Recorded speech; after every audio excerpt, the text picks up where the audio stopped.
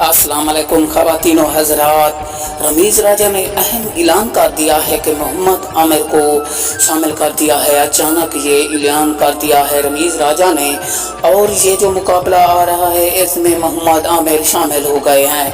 आपको ताज़ा तरीन और अहम ब्रेकिंग न्यूज़ से आगाह कर रहे हैं। हम आपको बताते हैं सब कुछ तफसील के साथ। आप अगर नए हैं तो इस चैनल को सब्सक्राइब कर दें, लाइक कर दें और घंटी के बटन को बजा दें।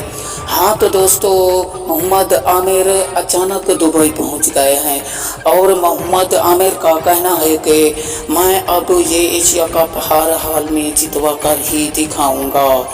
और मोहम्मद आमिर की तारीफ़ें करते हुए लोगों ने कहा कि मोहम्मद आमिर जैसा बॉलर हमें और कोई पाकिस्तानी टीम में नज़र नहीं आता।